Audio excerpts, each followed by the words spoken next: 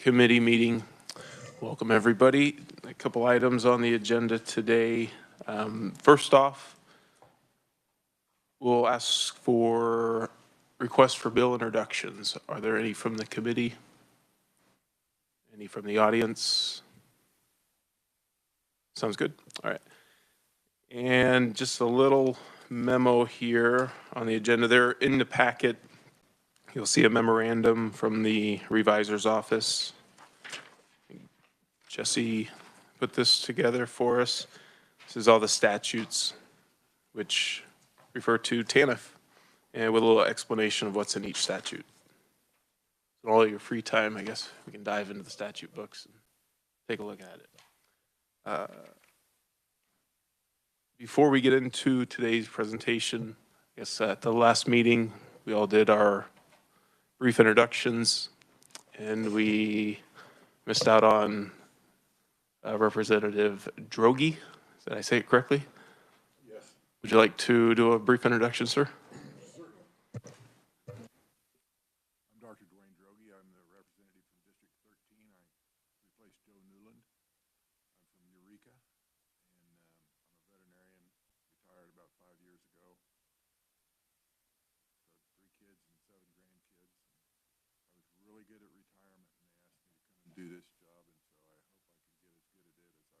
at retirement. Sounds good. It's good to have you on the committee, sir. Thanks.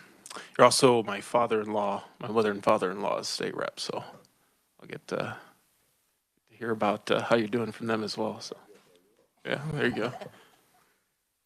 So today we have on the agenda a presentation from Department of Children and Families, and this is in regarding to the TANF, the Temporary Assistance for Needy Families Program, or cash assistance. And so I'd ask for Deputy Secretary Tanya Keys to come on up. Welcome.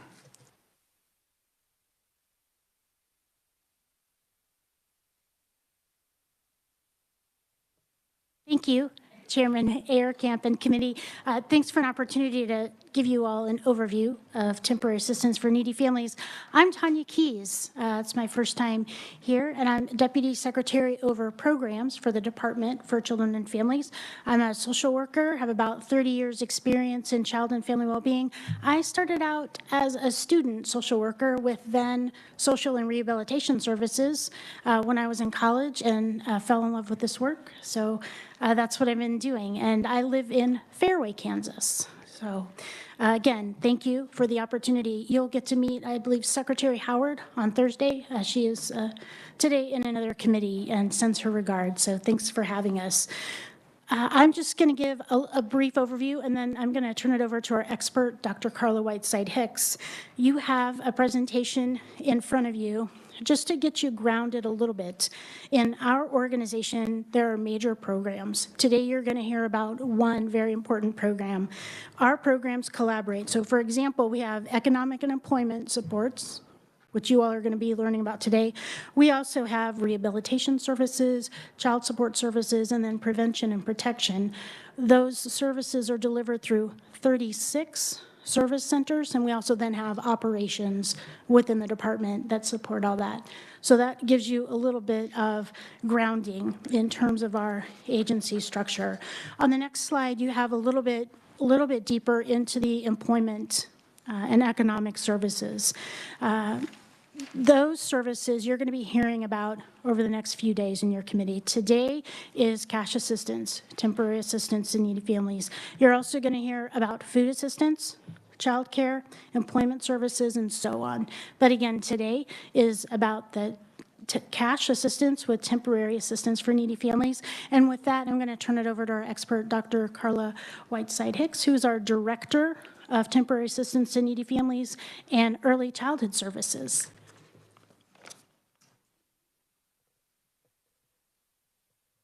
Do we have the presentation, the PowerPoint? Yeah, yes, doctor. We all have it in So the hard copies. Okay. So Just want to make sure. welcome to the committee. Can I do one quick one? Absolutely. Thank you. So quick little fun fact, doctor, may want to tell the committee what you have your doctorate in. So my doctorate is in public policy and administration, and I wrote my dissertation on the TANF program, actually the impact of TANF work programs on the poverty rates in Kansas. No, don't go look for it. Dr. On the, during your presentation, so as you go from slide to slide, you comfortable if at the end of each slide, we do a brief pause, just double check for questions? Sometimes when you're going through 40 slides, you get a little lost as we go along, but I think if we just go slow and steady, take questions per slide. Is that okay with you? All right, I appreciate it. So we'll just kind of, if you need a question, just kind of look over in my direction. I'll try to keep an eye out. Thanks. All right, so I first want to thank you for the opportunity to come and to share information about the TANF program. So I am on, I believe for you, it is slide 4, maybe, where Tanya left off. Okay. So just kind of a brief description of the hierarchy and the responsibilities and authorities for the TANF program. I work closely with the Office of the Office of Family Assistance Region 7 staff for policy questions and some guidance from the federal level. They also provide technical assistance to us, and we have some quarterly meetings. They provide those policy updates and all of those things. So this starts with the Personal Responsibility and Work Opportunity Reconciliation Act of 1994. That was the shift from aid to families with dependent children to TANF. And so as you can see, those funds start with the Department of Health and Human Services, and they funnel down to states, tribes, and territories. All right, next slide. A little bit more about cash assistance.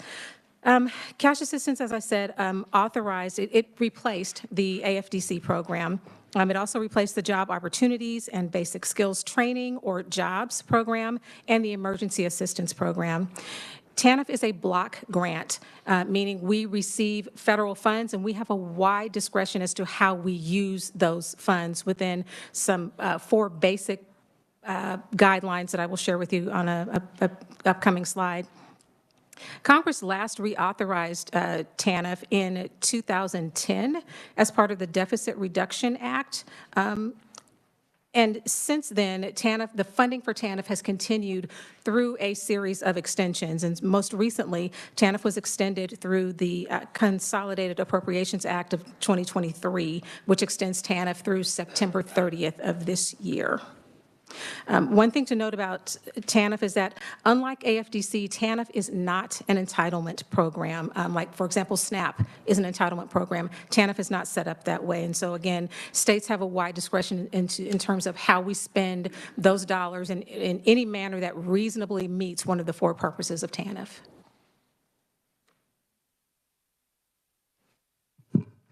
Representative Wagner. Yes, thank you. Please clarify an entitlement program versus a non-entitlement. What is the distinction again? So there are not just income guidelines for TANF, but not all TANF funds are based, or the issuance of those funds are based on financial eligibility.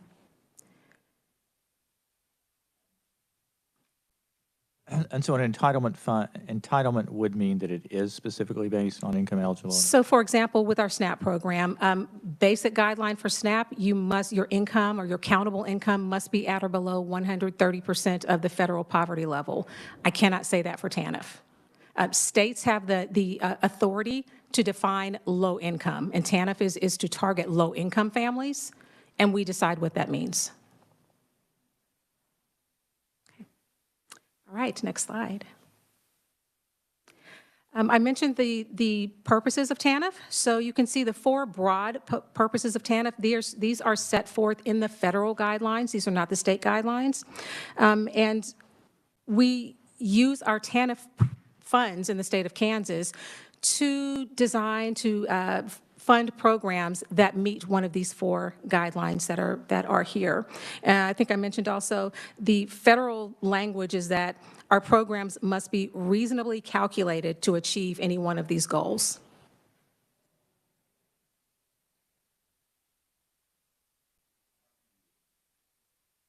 How do you bring about like the out-of-wedlock pregnancies reduction or the commitment to 2 parents? Very good question.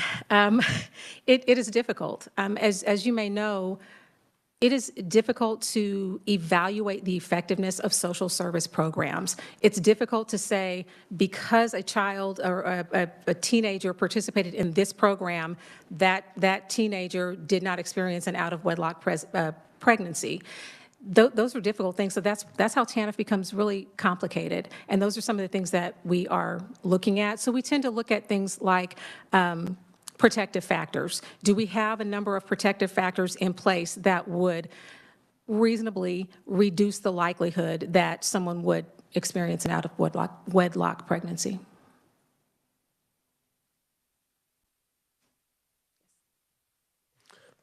Representative Humphreys. Thank you. So what would be a program that would be like what you're talking about? So engaging children in out of school activities, keeping them busy, doing things like social skill training and relationship building, helping them to understand what an unhealthy relationship looks like. Those would be the types of programs that would. Specifically, the out-of-wedlock program, that's the one I was asking about specifically after the other. Correct. Yeah. Again, it's broad, and as you all are noting, that's difficult to say that this one program is going to prevent this from happening. And so, and maybe we'll get into it, but as far as specific programs and things, okay, that would be great. Thank you. Thank you, Mr. Chair.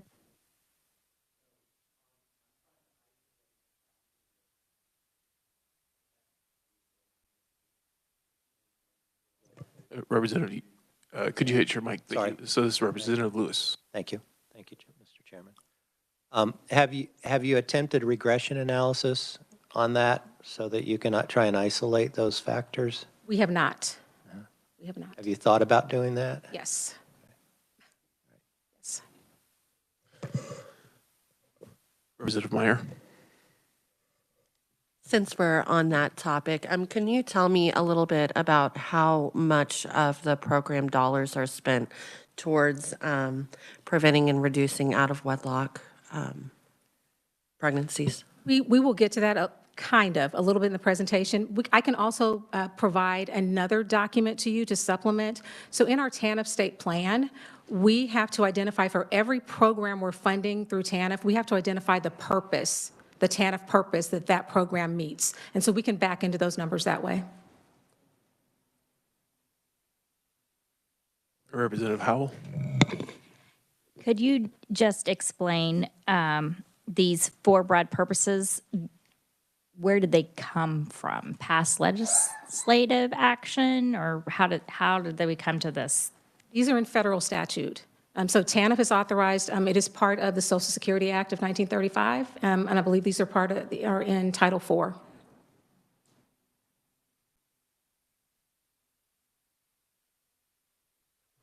Representative Carr. So to piggyback on the out-of-wedlock pregnancies, is this going to include contraception, or is that something that you're going to define later? Contraception is a prohibited use of TANF funds. That's a federal guideline. So we can provide education, but we cannot provide contraception with TANF dollars.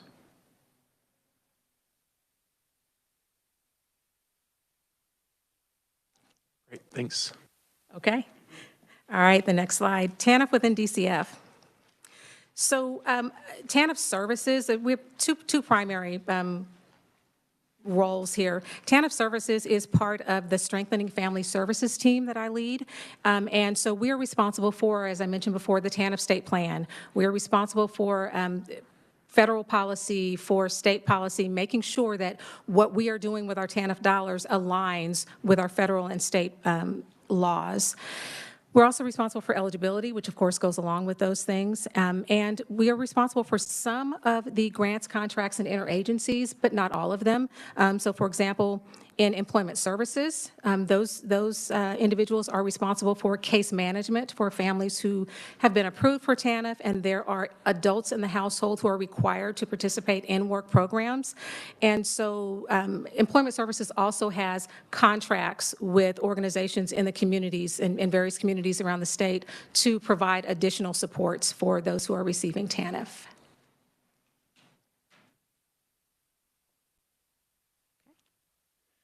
Cash assistance. I just copied onto the slide the federal definition of cash assistance. So anywhere that these funds are received that fit this definition that is here, those are countable months of TANF, and that's how we define in our own DCF policy, that's how we define cash assistance. So those are those actual payments that go onto the EBT card, the electronic benefit transfer card, so that families can access those funds to take care of their basic needs. All right, the next slide. Typical TANF cash assistance client. Won't read it to you, but these are the typical demographics of our current TANF caseload in the state of Kansas. And as you can see, most families, or the average number of months, is below the 24-month lifetime limit that we have in the state of Kansas.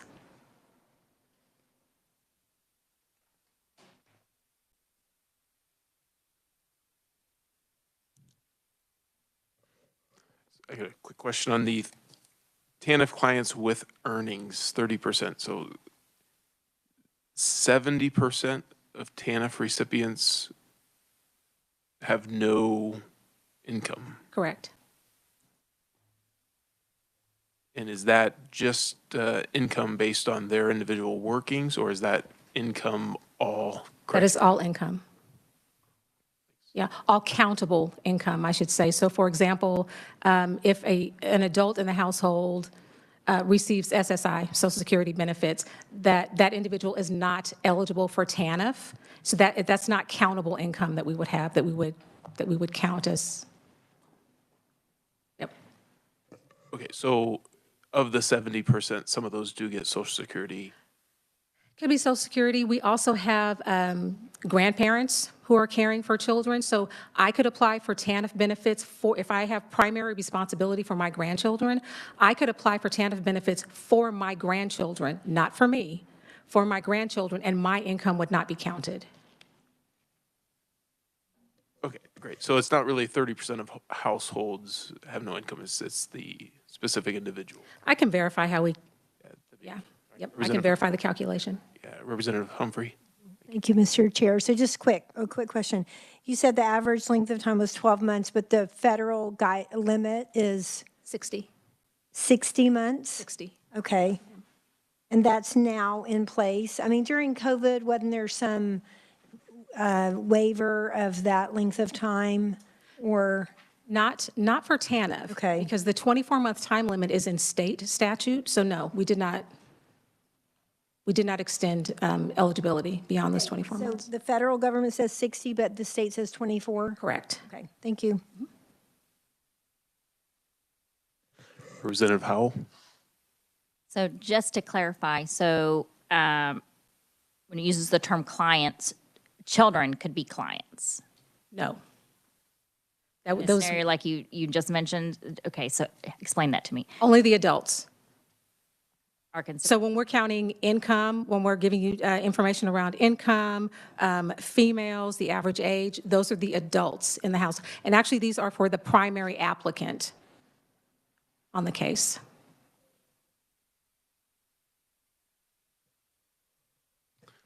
That's good. Thank you. Please continue. All right, TANF in Kansas, just some more demographics for what we experience in the state of Kansas. And you can see very few cases are two-parent households. Most of our households are one parent or one or more adult in the household. And that one or more adult, that could be, I am receiving TANF and my children are receiving TANF, but there's someone else in my household who is not part of my required, what we call a mandatory filing unit. So that person is in my household, but not on my TANF case. Representative Roth. So on the slide here, it says total TANF households. So in Kansas, there's only 2,959 that share the 101 million. So that would be about $34,000 a year each to each one of those. Not quite. So with that $100 million, $101 million, those funds are not solely allocated to cash assistance. Okay. We also have, like I mentioned, the grants, the contracts, those interagency agreements. So we fund other programs and services with those funds. So of the 101 million, do you know how much goes to the TANF households? It is on a slide that's coming up. Well, good. Okay, we'll get there. Sorry. Okay. Sorry, I'm just getting way ahead. Not a problem. Sorry. Thank you very much. Representative Lewis. Thank you, Mr. Chairman. The child-only households, what does that mean? That could be the case that I just mentioned, where I, as the grandmother, I am caring for my grandchildren. So only my grandchildren are eligible for TANF. So that would be a child-only household. Could also be if I receive SSI, my children could get TANF. I am ineligible to receive TANF. So that would be a child-only household. Does that then depend on it being a grandparent rather than could that same hypothetical work with a parent? Just a direct parent as opposed to the grandparent? Where the parent would not get TANF but the children would? You just said that you have a grandparent, and, head of household, and Mm-hmm. the child gets the benefits, essentially. Does the same happen with a parent?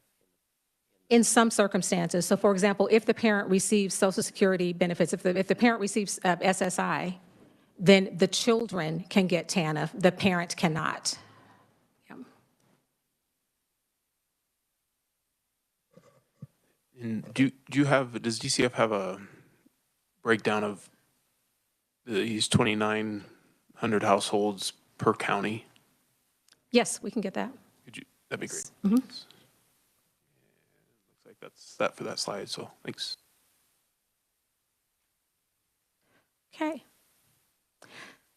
More information about TANF in Kansas, and some of this is a little repetitive from one of the earlier slides, but you can,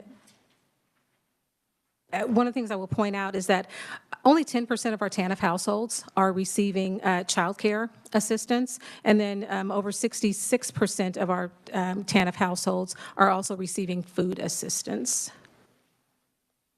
And then on the last line, you can see the average amount of benefit for a TANF household. What's the time frame on the average amount per That is month? per month, yes.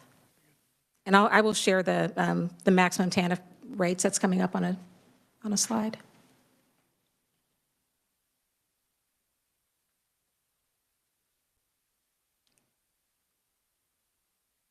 Okay.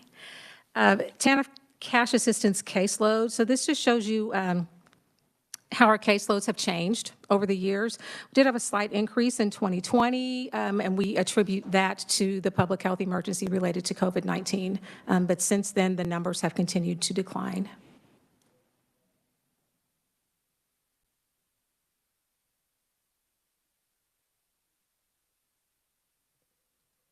So is there any history on, looks like the decline started 2011 area and went down significantly in the next 2 years?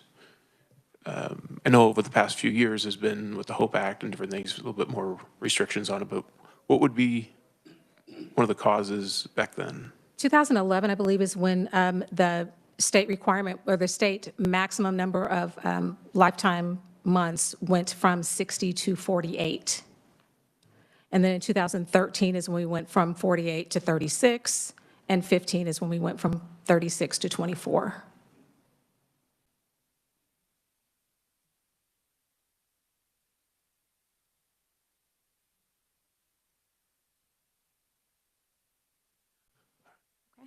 Yeah, Representative Humphreys. Thank you, Mr. Chair. Okay, I'm sorry, back up, just the slide above that, the average amount of TANF benefit, 264.66, we're just talking about cash Correct. at that point. Okay, just double checking. Thank you.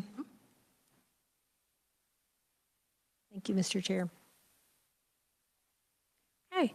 Then some additional information on the next slide regarding the history of the TANF cash assistance caseload. So you can see the average monthly cases, and again, it's a little repetitive of the slide before that where you had the bar graph, and then the average monthly persons, and so forth. And then you can see also what we spend. I think someone had a question about that. You can see the total expenditures for the year for cash assistance only. So this does not include employment services or any other support services that we offer. This is just cash assistance. And that is that portion of the 101 million. Representative Droege? What is making this go down? I mean, I know there's a difference in the amount of the duration of months, but is there something else that's driving this number down? I think it looks great, but.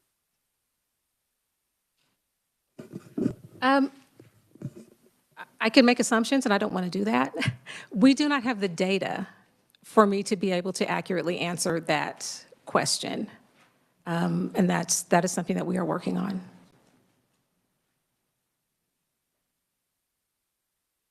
Representative Wagner?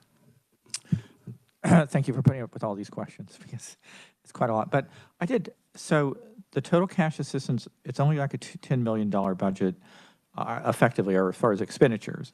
Do you guys have some sort of ratio in your department as far as how much it costs to administer a program versus a total amount of literal assistance to, to the recipients of the aid? I mean, is there some background number? We do not. So the benefit amounts, which I said they're coming up, on the next slide. So the benefit amounts for TANF households are set by the state of Kansas. So that's what we're working with. So those are the benefit amounts for the maximum amounts that we can pay in cash assistance for a household based on the household size. So there's not a ratio that would determine a particular amount that we would need to spend on cash assistance. The direction of it was just, what's the overhead to administer a program like this? I mean, or do you have any sort of, this takes 50 employees across the state to administer it, and that's X amount to the budget? I mean, is there any math like that? I mean, there might not be any, but. So what we do have, and again, on a slide coming up, you will see what the administrative costs that are associated with this program, and that would include staff that we have around the state. But that's also going to include some of those grants and contracts that we have, because those organizations are helping us with, especially the work program portion of TANF.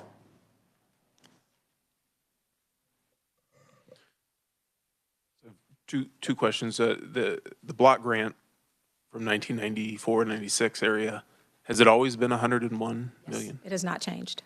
Okay. And just looking back to 10 years ago, it's a significant reduction in the cash assistance. It may not be today, but taking a look at the difference as far as what was paid for out of the TANF dollars 10 years ago versus today. Obviously, there's more programs today, probably. Correct. I don't know if that's something, just a little snapshot of what it was like 10, 11 years ago versus today.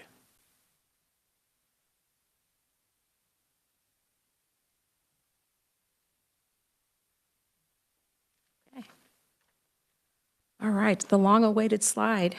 So the next slide are the maximum TANF cash assistance payments. And again, this is based on household size. The difference between shared and non-shared, non-shared would be I'm receiving TANF, my children and I live in our own home. It is just us. Shared would be I'm receiving TANF for myself and my children, and I live with my parents. So the thought is my living expenses would be a little lower because I'm living with someone else, and so the maximum rate would be that shared rate.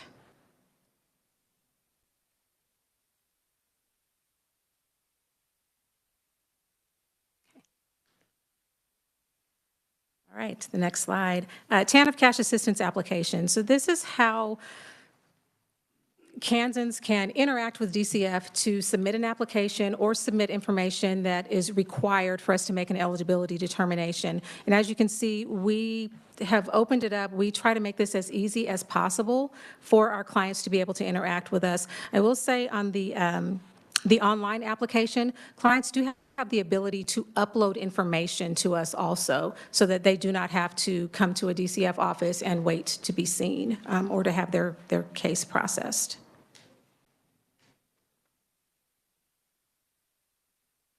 All Right, on the next slide, TANF cash assistance eligibility.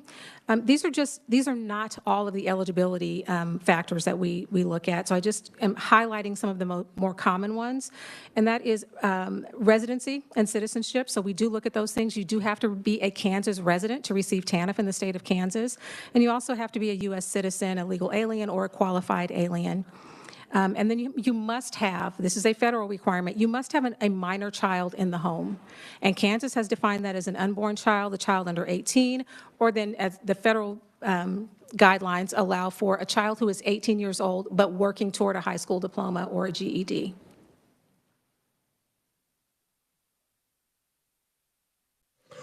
Representative Roth? Just clarify on the minor child, a minor child is an unborn child? Correct.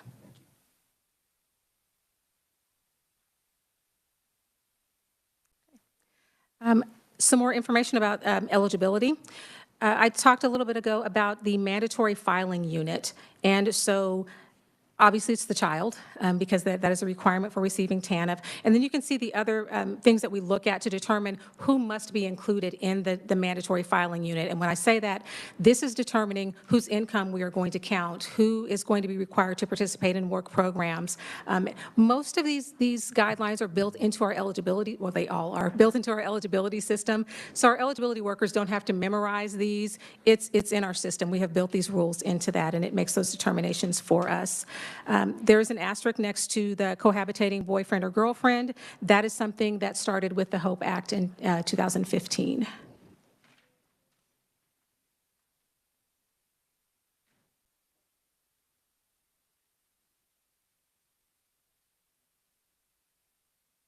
Okay. All right, on the next slide, some additional non-financial factors that we look at. Cooperation of with child support services also took effect with the HOPE Act. And then the time limits, and we talked about this a little bit. Representative Humphreys had some questions. So at the federal level, the maximum lifetime number of months a family can receive TANF is 60 months. It is currently 24 months in the state of Kansas. We do also allow for an additional up to 12 months of what we call hardship.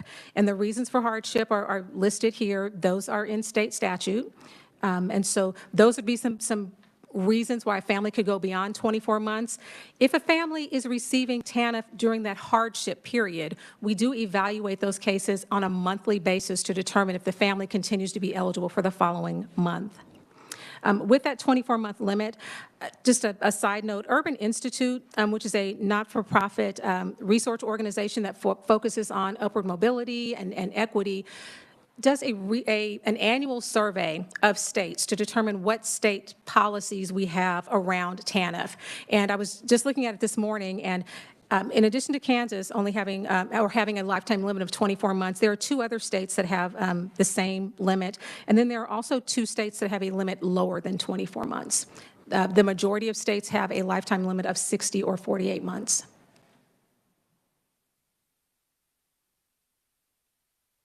Representative Carr? Yeah, are you at liberty to list those states that have a shorter? I do not have them with me, but I can get them for you. Okay, great.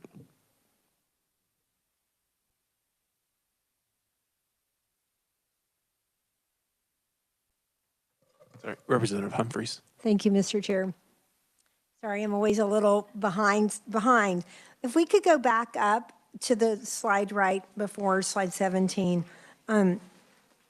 I didn't understand the cohabitating boyfriend-girlfriend living with the person legally. That is a requirement that they live there or that they don't?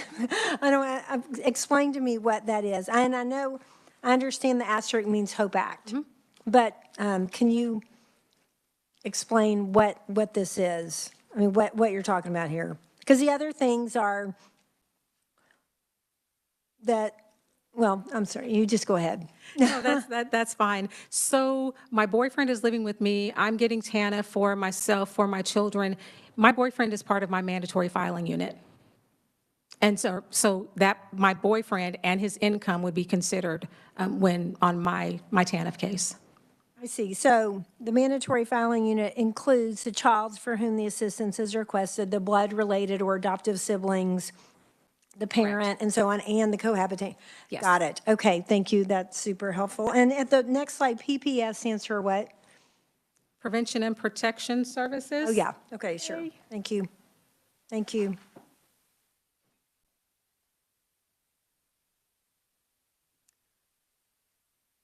Okay. TANF cash assistance eligibility. This is just gives you a little bit of information around the work participation requirements. I mentioned earlier that once a family is approved for TANF benefits and that case opens, there's an automatic referral to our TANF Employment Services team. And these are the federal guidelines, and Kansas has adopted these guidelines for our work programs. These are the federal guidelines for the number of hours families must participate in work activities that qualify under the either core activities or non-core activities. If an individual does not meet these requirements, they've been approved for TANF, they're working with our employment services team, there are penalties, and there are tiered penalties. For the first penalty, the entire household is ineligible for 3 months. For the second penalty, it is 6 months. The third is 1 year. And for the fourth penalty, it is a lifetime, it's 10 years, a 10-year ineligibility for the household.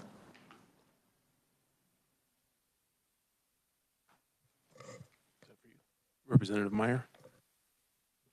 Thank you. Could you explain a little bit how quickly after being approved for TANF individuals need to begin working those 20 to 30 hours a week? So the referral is automatic. As soon as I authorize benefits in our eligibility system, there is a task created that automatically notifies work programs that here's a new TANF household. We give a little bit of leeway. The goal is that within 30 days that we have you going. But before we can have someone participate in work programs, there's an assessment piece that is part of that. I need to know what your barriers are. Do you have physical, mental health issues? Do you have childcare issues? Do you have housing issues, food insecurities, all those different things? So we have to identify those and then develop a plan along with the family before we can move forward. So just to clarify, there is some leeway given to individual clients and their families in order to get set up with case management services, work with the case manager, and then all the secondary services that are available to them. Is that correct? That is correct. And I realized that you showed on a previous slide, there was a fairly small amount of individuals receiving child care assistance. Can you tell me a little bit, or maybe it's later in these slides, but can you tell me a little bit about why that amount is so low? So again, we do not track that data, and we are just starting to do that. One of the things that I'm hearing is that TANF households, that they're having a difficult time finding a DCF enrolled provider. So if we're using, I'll be here next week to talk about childcare, but so in order for us to use our federal childcare dollars, the family has to be enrolled with a provider that meets all of the federal and the state requirements for childcare services. I'll reserve the remainder of my questions about that for next week. Not a problem.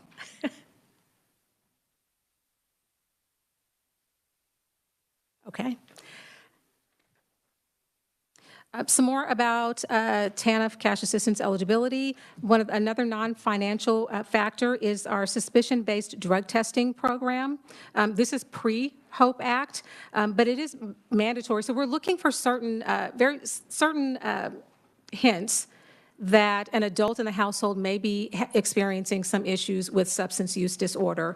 So we may look at in our verification process, as we're verifying things in our application, we may be looking at past arrest records, or maybe we have a termination letter that says that the individual was terminated from employment because of drug use. We are looking for self-disclosure or drug paraphernalia when that individual is actually in the DCF office and the client is being interviewed. So those are the things that we are looking for. For those who test positive, you can see what their again tiered responses to those who test positive for illegal substance use.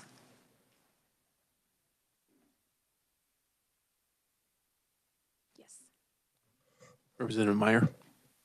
Thank you. You may not have the data on this either, and I'm not sure if you track it, but is there any information available to us either through the DCF or through another organization that you would deem trustworthy about how these drug testing policies may affect the entrance of children into the foster care system? No, we do not have that.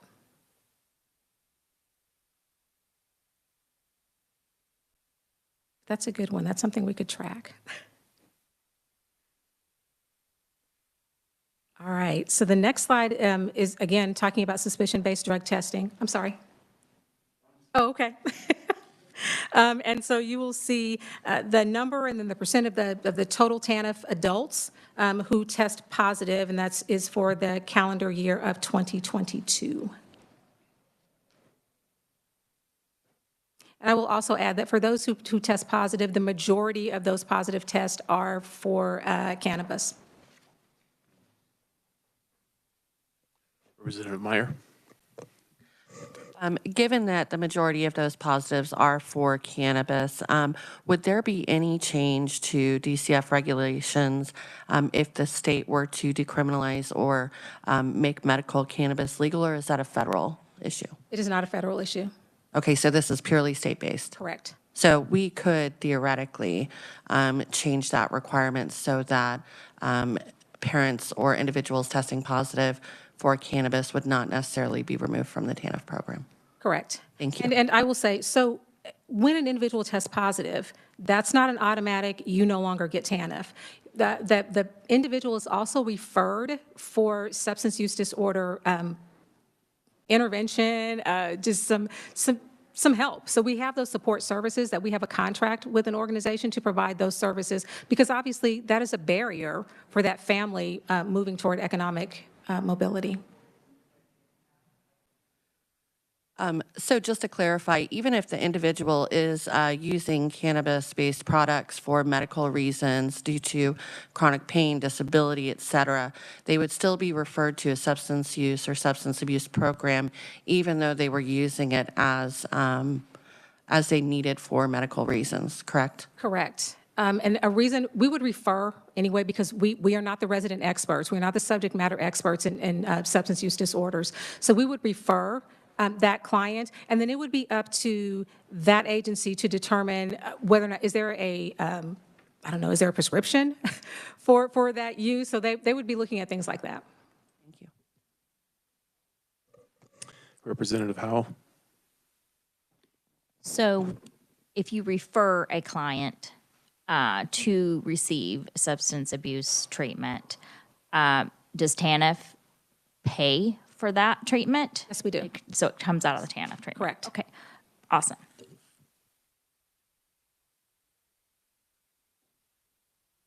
Okay. Verifying cash assistance eligibility. When we are processing an application for cash assistance, there are certain things that we must verify. And so I just listed some of the things that we verify.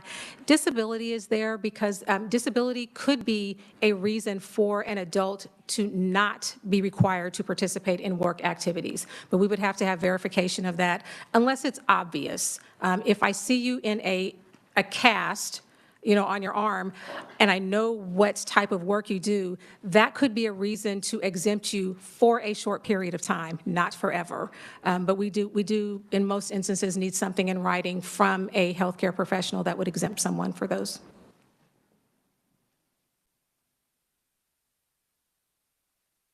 Okay. Next slide just lists some other things that we would verify just to make sure that those who are applying for TANF are actually eligible to receive those benefits. And I will say, we try to make these verifications as simple as possible. So for example, the relationship to the child, if in those non-parental situations. So I said earlier, if I'm getting TANF, not for myself, but for my grandchildren, we could verify relationship by, if I provide my grandchild's birth certificate that shows my son as his parent, and then my son's birth certificate that shows me as his parent, we have verified information. And if those individuals are born in the state of Kansas, then we can access those birth records without the family having to go through that process.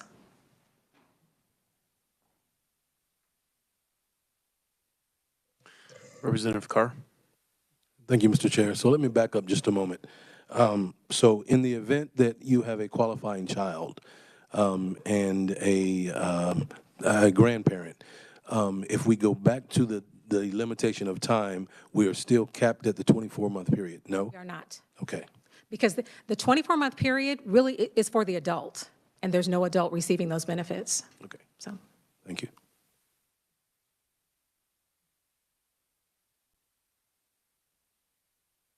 Okay.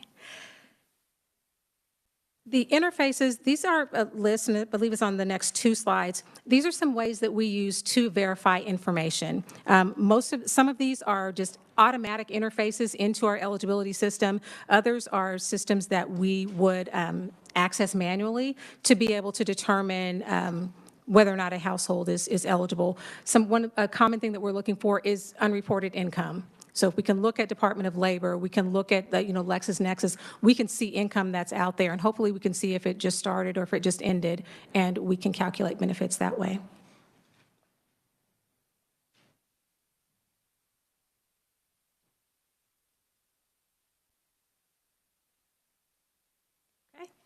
Okay. Assistance delivery.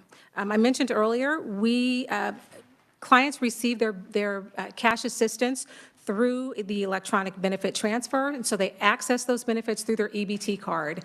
This is the same card that a household would use for child care assistance and for SNAP benefits. These are some examples I listed on the slide of prohibited uses of TANF funds, and these are detailed in the HOPE Act also. This is not an exhaustive list.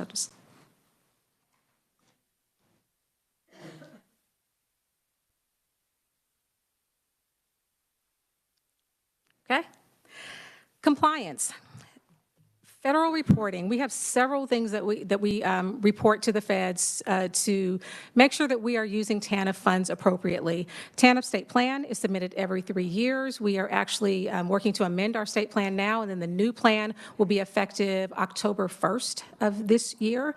And it just describes all of our TANF funded programs, tells everything that we're doing, and I mentioned earlier, and what purpose those programs are intended to meet.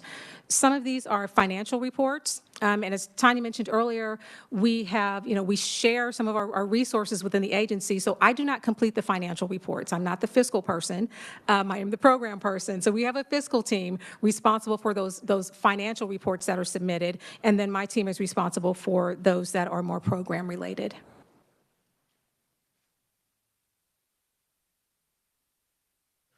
Representative Howell. I apologize. I feel like I'm asking a lot of questions. I'm going back just a little bit, but I was just wondering, would foster children be allowed to qualify for foster care or for TANF payments, I'm saying? And if so, or if not, is that because of federal, or how does that work? In some situations, but they can't, the adult who's responsible for the foster child cannot receive both foster care payments and TANF payments, not at the same time. So is that but because of federal regulation, or because of Kansas regulation? I do not know, and I don't want to lie to you. You can get back to me. That would be fine. I'll let you know. Thank you. Representative Carr. Thank you, Mr. Chair. So would that hold true then for the child as well, and not just the adult? In what way? With relationship to the receipt of the TANF funds. I don't think I'm following. So in the event that the child's in foster care, Okay. Would the child then be eligible to receive the cash assistance? Yes. Okay. Yes. Thank you.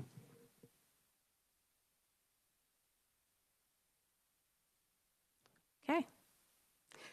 Fraud controls. We, on our TANF program, recently finished a legislative post audit. There were no significant findings in that audit. And they were basically looking at our records to see how our clients are spending their TANF dollars. There was one finding, I think, with an ATM withdrawal, and not sure if that was in Kansas. And what we found out from the manufacturer, actually, is that ATMs are often, those machines are actually sometimes moved to a different location. And so if the machine started here in Kansas, but then was moved to Tennessee, it's likely to show as a withdrawal from the state of Kansas, even though the machine is technically in the state, or is physically in the state of Tennessee. And I think there was one case of that was the only finding, but there were no significant findings from that.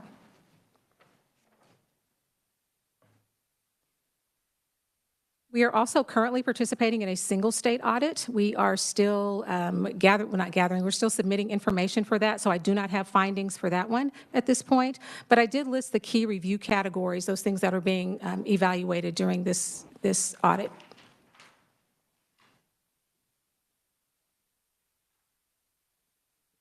Excuse me, so who's undertaking this single state audit? Who's undertaking it? I don't know who initiates that, but I know that the state contracts with a company who actually, and we work closely with them. They're the ones who ask for the information, and then we provide it to them, and then they issue the final report. And why do you have a legislative post audit and then undertake another audit? I have no idea. And our legislative post audit was an unofficial audit, so you will not find that LPA on their website. Could you just double check on kind of what, or are you asking what kind of caused that single state audit? Yeah, that's essentially. Single state audits are regular, so that it is not out of the norm. Every few years, I believe it's every 2 or 3 years, programs are audited. So that was not, the single state audit is not what is out of the typical schedule. It was the unofficial LPA that was unexpected. Is the single state audit a federal audit? No, So it was initiated from the state? correct. Thanks. And then you can kind of double check on what caused that? Yep. All right.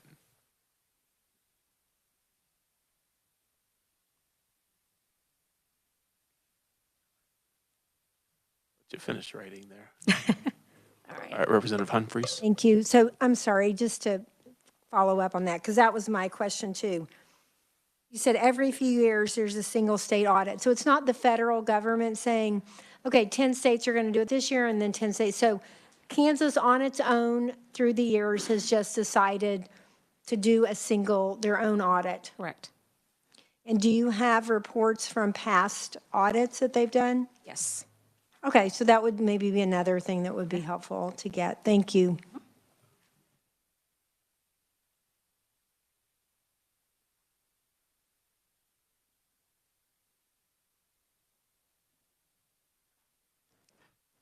Again?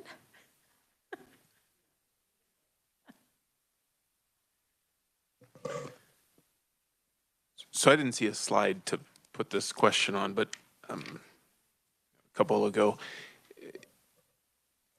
have we ever, we get the block grants from the federal government to the state, and then the state kind of runs the programs and cash assistance. Is it allowed, or have we ever tried doing a block grant down to counties or cities? I do not know if we have tried that in Kansas. There are some other states, I believe, that administer their TANF program that way. I don't know the effectiveness of it. I just know that that model does exist. Could I ask research to do an initial kind of just double check on that? That'd be kind of interesting, I think, to see a few of those states. All right, Representative Meyer. I'm sorry, I just wanted to make sure I phrased this right. Okay, so my question is, with regard to fraud, so my understanding is that you all have found nearly a negligible amount of fraud with the cash assistance program. Correct. How often, and I'm hearing that there is an audit done every few years. It's a state-initiated audit. That is not necessarily required every few years, but the state has determined that it's important to do so. There's also an additional audit, is that correct that you said? Okay, how much do you or your agency estimate we are spending on rooting out whether or not there is fraud versus how much fraud is actually found? Does that make sense? It does, and that I have no idea because the audits are not initiated within DCF, so that would not be part of our budget.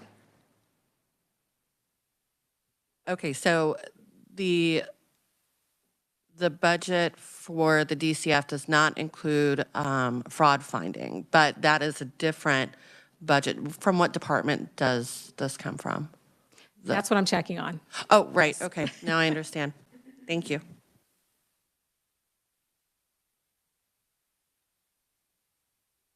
Okay. The next slide, I just listed a couple of the performance measures for TANF.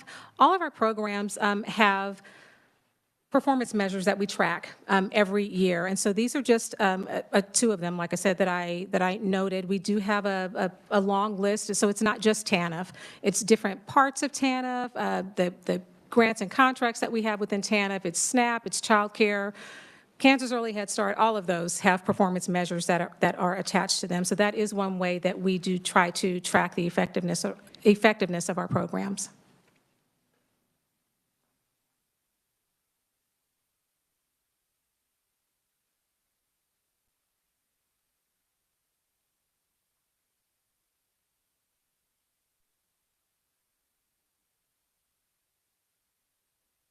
So I can understand the number here, the percent of families losing TANF due to employment who continue to receive food assistance, transitional assistance, and child care assistance. So looking at fiscal year 2022, am I to understand that of all of those who were on TANF on January 1st, by December 31st of that year, 75% were no longer receiving TANF benefits?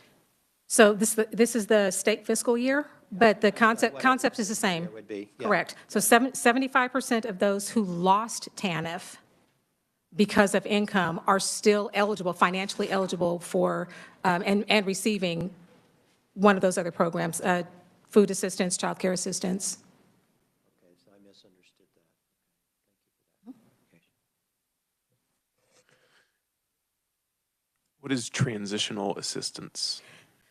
Once a household is no longer eligible for TANF because of an increase in earned or unearned income, the family is eligible for continued TANF benefits, assuming they have not reached their 24-month limit, continued TANF benefits for 5 months at $50 per month.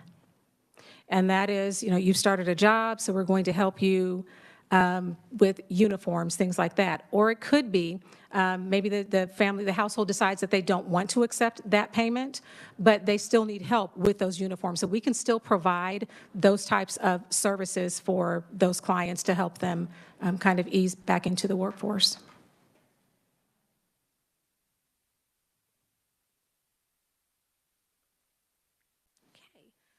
Okay. More about the effectiveness. I'm currently involved in 2 programs. Project Improve is technical assistance that we have been approved to receive for free through the Office of Child Care is on my brain, through the Office of Family Assistance, and the technical assistance is being provided by an organization called Mathematica. And one of the things that we are doing with that project is we are looking at our programs to make sure that our TANF-funded programs are aligned in a way that makes sense so that we can be effective. So if I know that in order for a family to be successful, I have to address housing needs and health needs and those type of things. If I have that list, then what we want to do through this project is look at what we're currently funding, and as we move forward, make sure that those services are available and connected in every community so that we're not just funding 17 programs in Wichita that will help someone write a resume. and no one is helping with housing issues. No one is helping with domestic violence issues. So we want to make sure that not only do those services exist, but that those services are connected so that our families don't have to figure it out. We've already figured it out for them. We're also looking for common measures. We've talked a lot about how we measure the effectiveness. So I'm going to be working with one of our regions who's already meeting with providers, with community organizations regularly, to ask them, what are you already measuring? What are those common measures so that if I have a TANF program over here and I have one over here, I can actually compare effectiveness because we're measuring the same thing in each of those two programs. And then also working with Ascend Institute, or the Aspen Institute and their Ascend 2 generational program to incorporate those 2-gen philosophies in our TANF programs. If I only focus on employment services, but then there are some issues with children over here, it could be childcare, it could be some health issues, that family is not likely to be successful. So I have to meet parents, families, adults over here, children over here, and work toward the middle of that whole family approach, so that we are meeting the needs of the entire family to increase their likelihood of successful outcomes.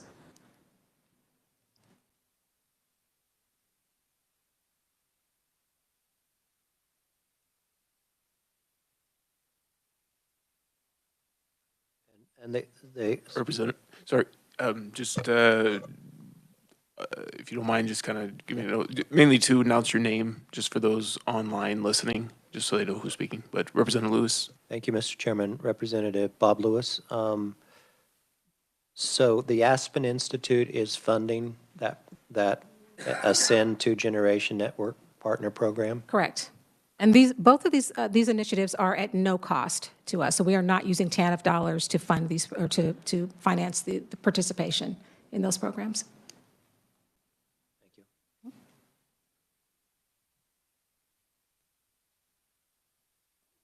Okay. TANF spending. These are the 5 primary categories of spending of our TANF dollars in the state.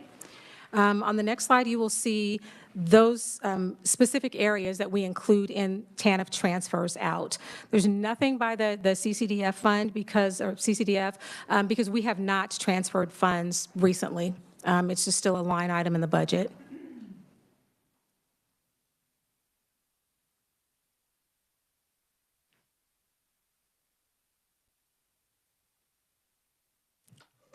Representative Humphreys. Thank you, Mr. Chair. Okay, so this is just the cash assistance that you're talking? No, this is outside. This is I'm just outside of trying- cash It's assistance. not really labeled Right. cash or total. So no trying longer to cash understand. assistance. This is the other things that we fund with TANF. Okay, but you don't, there's no percentages, or we don't know exactly how much you're spending on these items in number 33? The percentage of the total 101 million, we can create a chart. Yeah, just so we know, you know, how much is going for administration. Mm-hmm. And so on. Or maybe that's somewhere else. No, it is not in this presentation. Yes, we can provide that.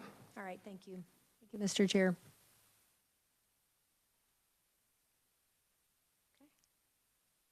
All right, the next slide are the administrative supports. So we talked about staffing, internal staffing that we would have to help support these programs. And so those are the things that we are funding with those dollars. KEYS project, KEYS is our eligibility determination system.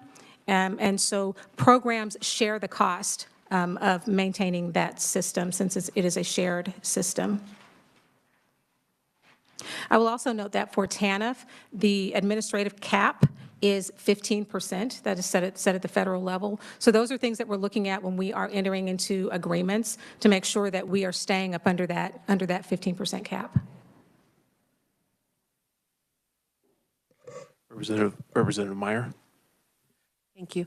Could you please tell me what other programs share the expenses of KEYS? Would that be SNAP, child care, Medicaid?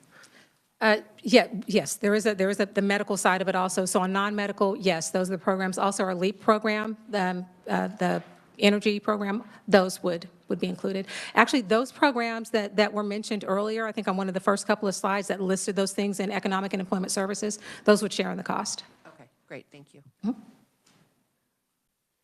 you go over what is KEYS? KEYS is the Kansas Eligibility Enforcement System. So that is the system. Application comes in. I am logging, as the eligibility worker, I am logging into KEYS. And so I am entering specific household information in KEYS. And all of these rules that we've talked about, and many that I can't even name, those are built into the programming of KEYS. So, and I enter who's in the household, ages, I'm entering that I verified your, if there's income, I'm entering that I have verified your citizenship status, all of those things. And then KEYS determines the amount of the benefit, if there is a benefit.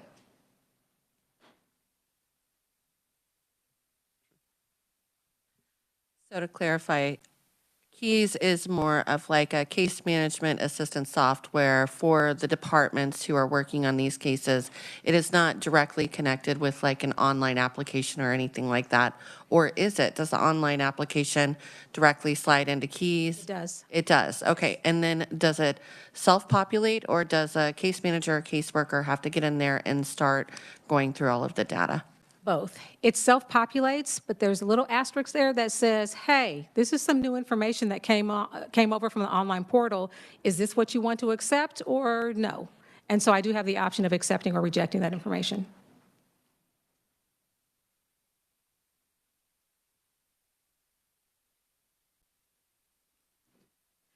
All right. The next slide. More TANF expenditures. These are our client support. So you'll see the total amount again for TANF cash assistance, non-recurrent short-term benefits, primarily in just those 2 years. That's because Kansas received pandemic emergency assistance funds from the federal government, and those are the funds those funds that we use for that, roughly $5.1 million. TANF Employment Services, I know you have a presentation coming up for that, and those are the TANF funds that we use to support that program. Our Goals program is also TANF funded, and the way I think of Goals as it's TANF for food assistance clients. So you can't receive both, but if I'm ineligible for TANF, I've used my months, or for another reason, I could still qualify for the Goals program and receive those work supports.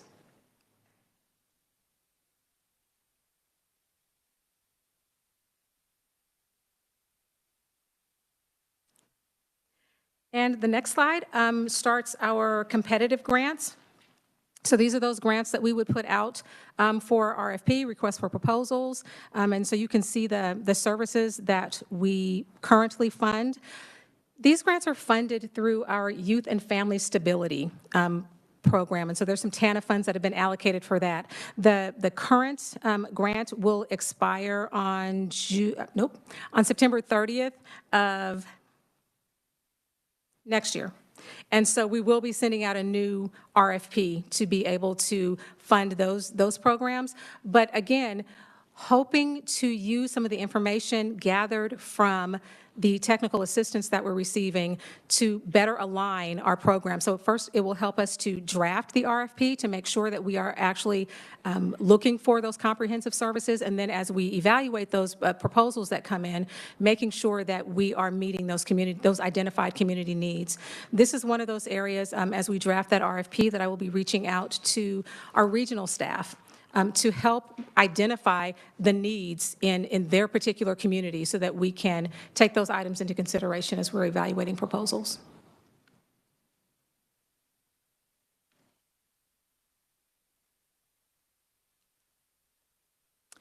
And then finally, we have non-competitive awards. So these are also some areas. Someone asked earlier about our substance use disorder services. That's Heartland RADAC. So those are the funds that we pay to that organization to help with that case management on that side.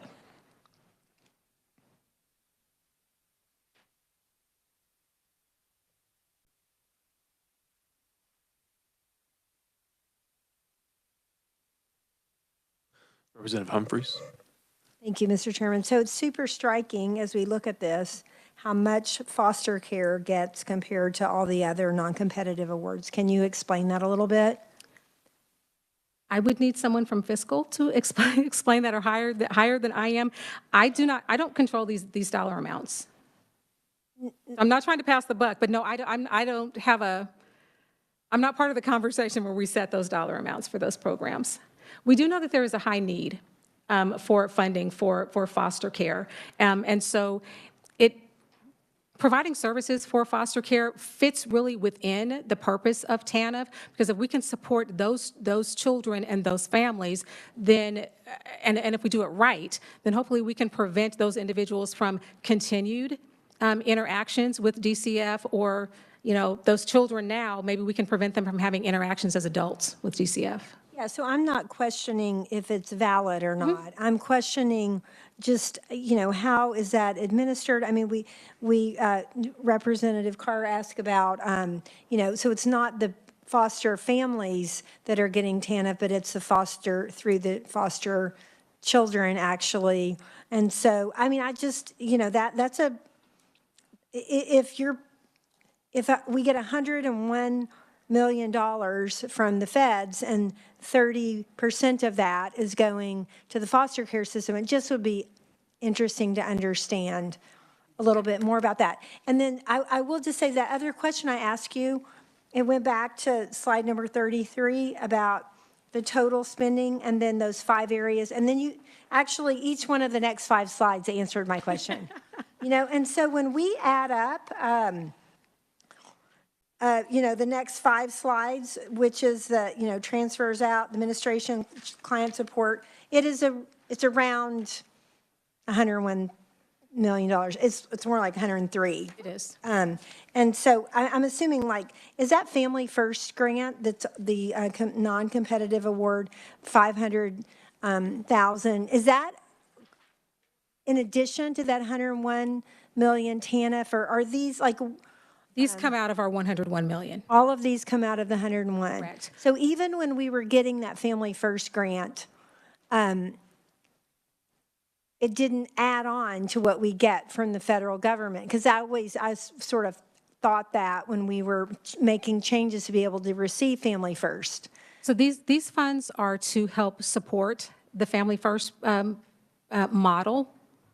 So no, it doesn't change any funding on the Family First side or on the TANF side. These are just TANF dollars that we are using to support the Family First programming. Okay.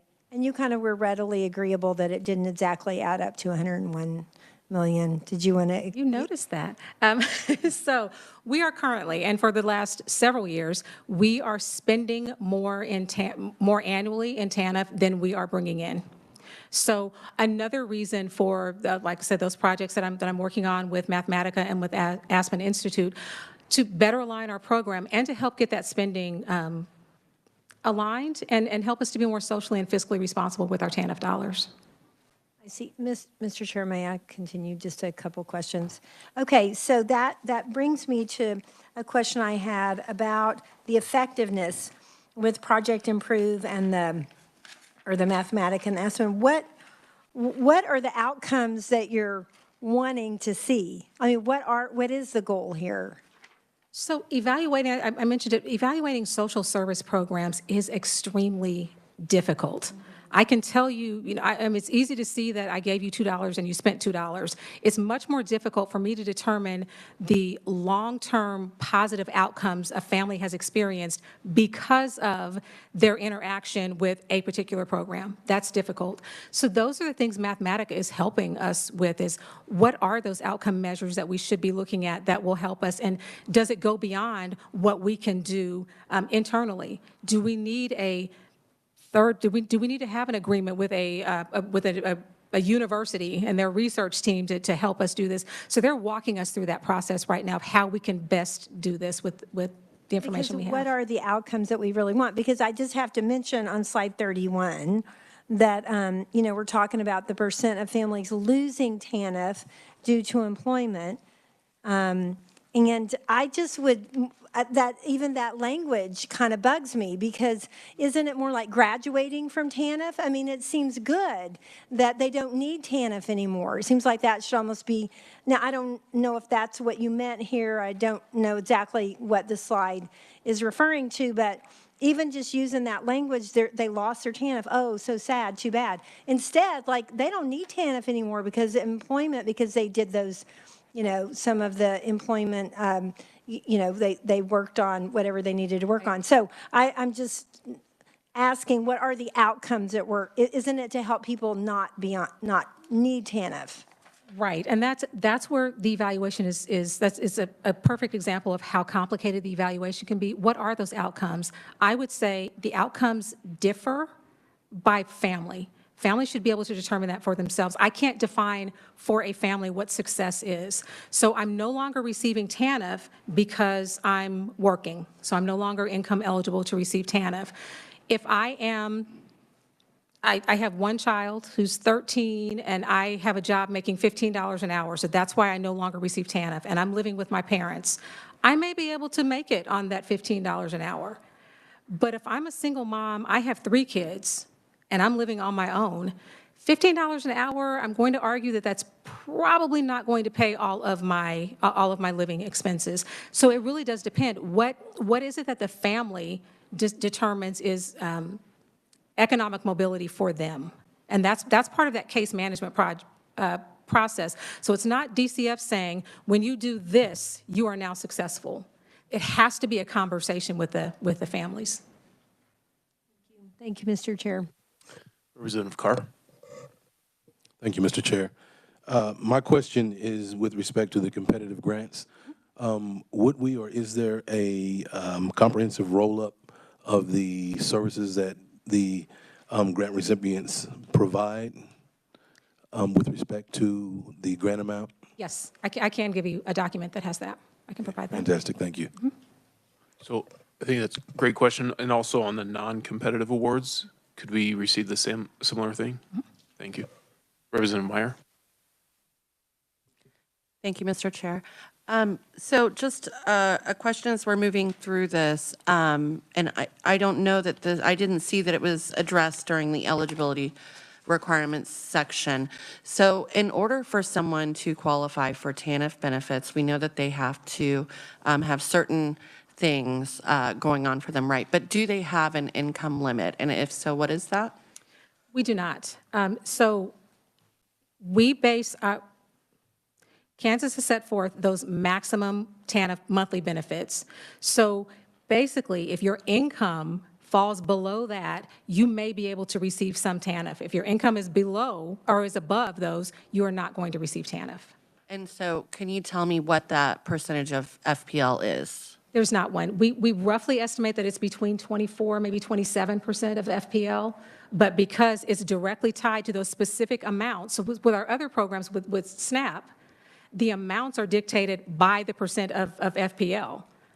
TANF is different. The amounts are set, and so the percentage of FPL changes. So to follow up, and one of the reasons why I asked is because I noticed, you know, kind of on the same where we were going with Representative Humphreys. So when a family graduates out of the TANF program, it's typically due to the fact that they are working at or over the number of required hours for the work program. Is that correct? Correct. Not necessarily that they are able to sustain their family on that income. That is correct. Okay, thank you.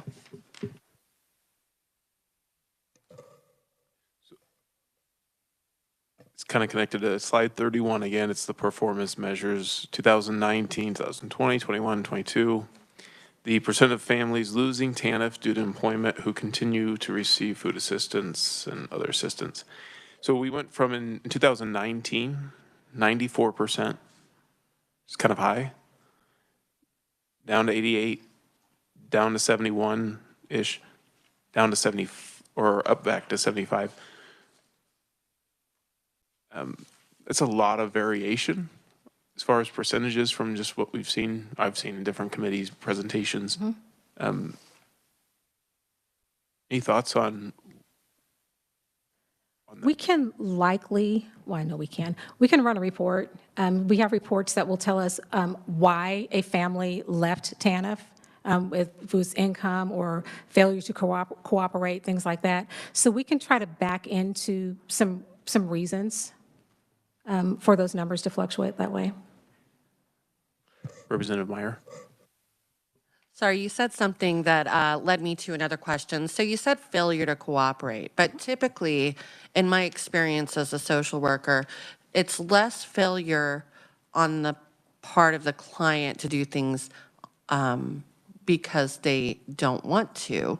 Often it is non-compliance or failure due to lack of access to submitting the paperwork in a timely manner, or a mistake on the part of the case manager or individual helping them through an outside agency or within DCF. When you run that report, is there a way that you can break that down so that we can see the precise reasons for non-compliance? If it's due to the client's negligence or inability,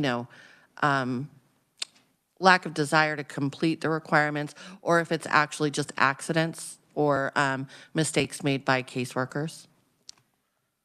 Unfortunately, no. So I can tell you the number of TANF cases that closed because of failure to provide requested information or failure to participate with work programs.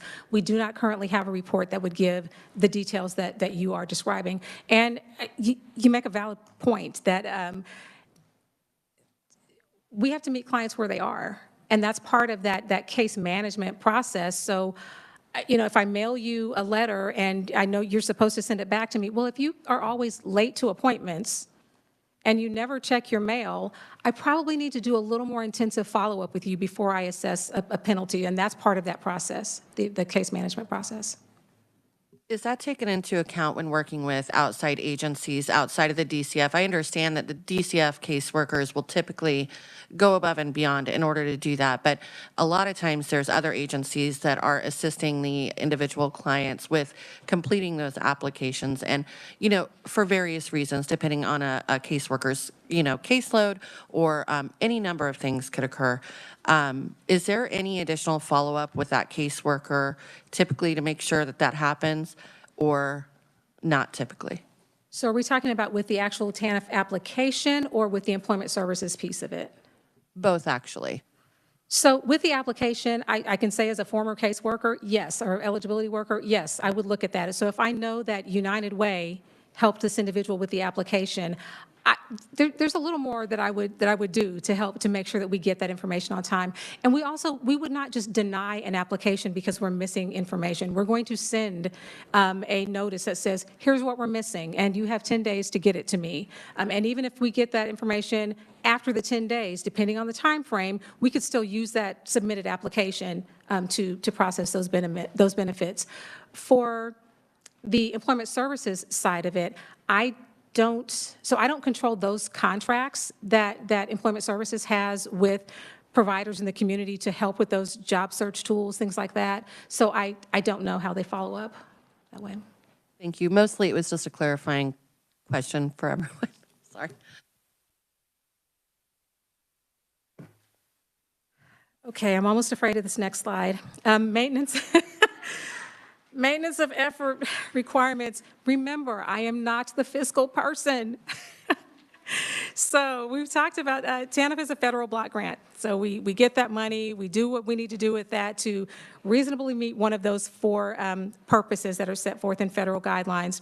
As a condition of receiving those funds, the state has to contribute. And the amount that we contribute to TANF type programs, I should say, is determined by the amount that Kansas spent for AFDC in 1994. So the feds take that dollar amount that is just set there, it's not going anywhere, and they say, all right, if you meet your work participation rate, meaning like 50% of 2-parent households, and I believe 90% of 1-parent households meet those standards, the number of hours that they have to participate each week. If you do that, then our maintenance of effort amount is 75% of what we spent on AFDC in 1994. If we do not meet our work participation rate, then our MOE is 80% of what we spent in 1994.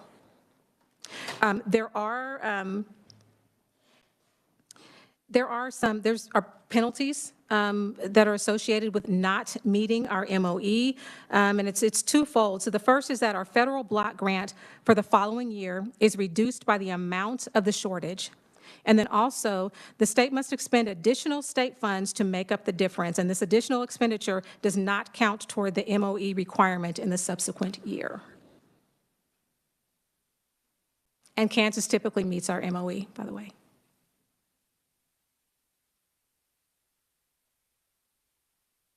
Representative Humphries. Thank you, Mr. Chairman. Maybe this is a question for the researcher or someone. That's an amount. What is that amount?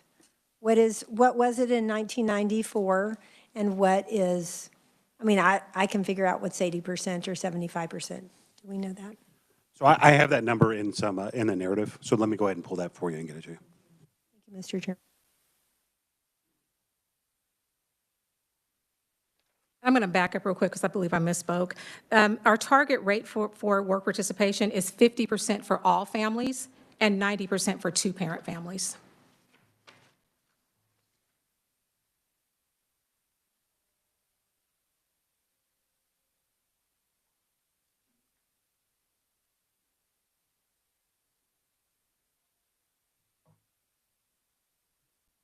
Thank you very much, Doctor. Kind of running short on time. So we just have a minute here. Any last questions? Doctor, I appreciate you coming. And we talked before the meeting a little bit. We might try to bring in the fiscal expert that deals with the TANF dollars at DCF to kind of go over some of the more technical. Sounds like we have a data-driven committee, which is great. And we'll be able to dive into those a little bit more. All right. Good. Thank you very much, Doctor. So committee, we do have another meeting on Thursday, another presentation from DCF on more the SNAP, the food assistance. I doubt we'll have time, but sometime in the next few weeks, if we get about a little break at the end of the meeting, maybe about 20 minutes to half an hour. And if we have it on Thursday, we'll use Thursday, but just to have more of an open committee discussion on what we've gone over so far and any thoughts on the work of the committee for the rest of the year. So just more, what are your thoughts on welfare reform, and more of a open committee discussion. So with that, thank you very much. Thank you, staff. Meeting's adjourned.